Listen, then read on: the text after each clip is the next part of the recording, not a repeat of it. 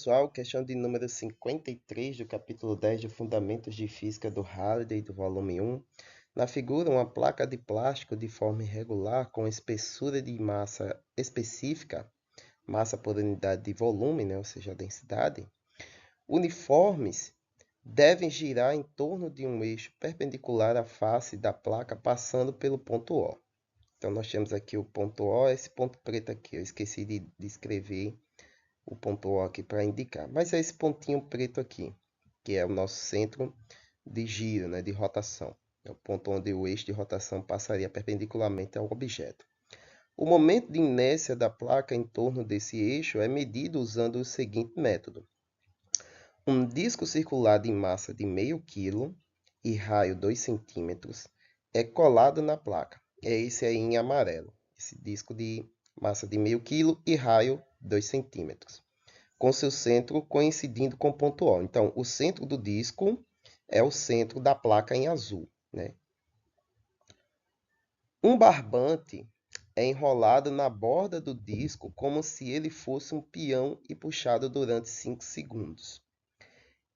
Em consequência, o disco e a placa são submetidos a uma força constante de 0,4 N, aplicada pelo barbante tangencialmente à borda do disco. A velocidade angular resultante é de 114 radianos por segundo. Qual é o momento de inércia da placa em relação ao eixo? Então, isso aqui é um método que se utiliza para calcular o momento de inércia de objetos irregulares, como, por exemplo, o dessa placa em azul. Então, imagina aí o trabalho que é você fazer uma geometria desse objeto para calcular o momento de inércia dele. Então, não tem como, Mesmo que você aproxime, ele é um disco, aí ficaria muito discrepante o valor do momento de inércia, Porque você observa que se você fazer um contorno de um disco aqui, por exemplo, ficaria muitas partes a mais, faltando desse objeto e você teria um momento de inércia discrepante. O método que ele explica aqui é colar um disco uniforme, de forma a alinhar o centro de massa dele, cadê? O momento de inércia, cadê? Diz a placa com o seu centro coincidindo com o centro dele, Então, os centros desses dois objetos estão coincidindo.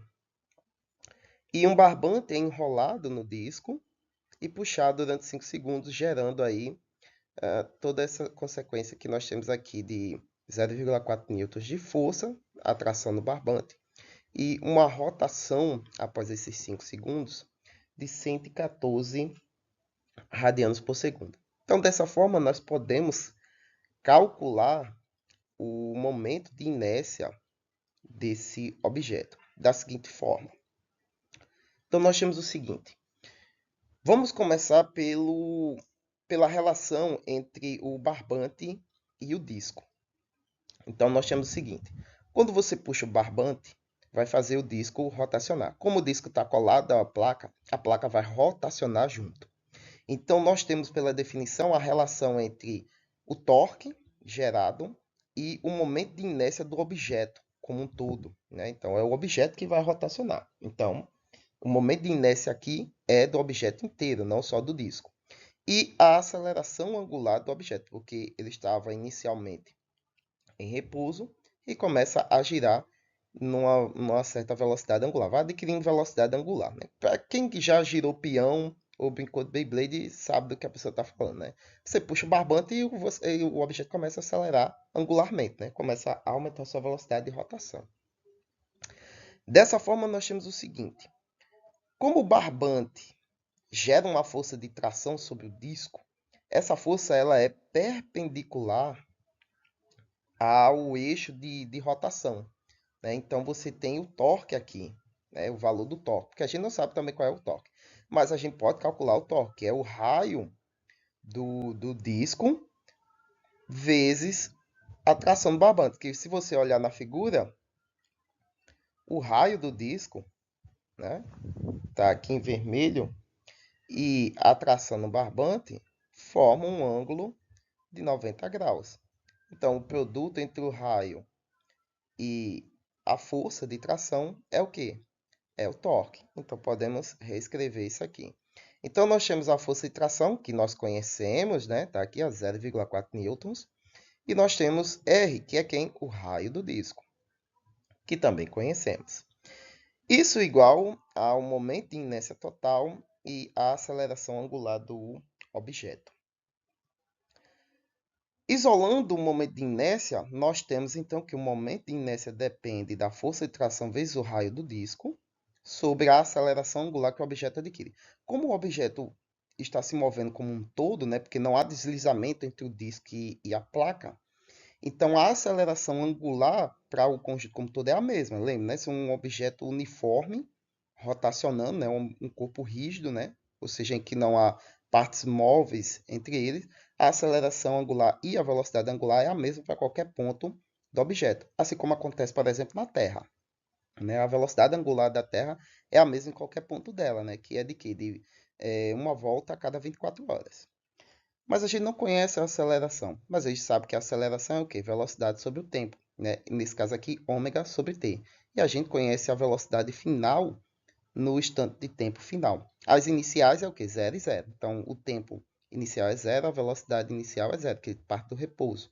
Então, podemos substituir alfa por ômega sobre t. E reescrevendo, nós temos aqui uma expressão para o momento de inércia total do objeto. Agora que a gente sabe uma expressão para o momento de inércia total do objeto e temos todas as variáveis conhecidas aqui, ó, né? Então eu posso calcular o momento de inércia total do objeto. Porém, a gente não quer o momento de inércia total do objeto, a gente quer o momento de inércia da placa em si, não é?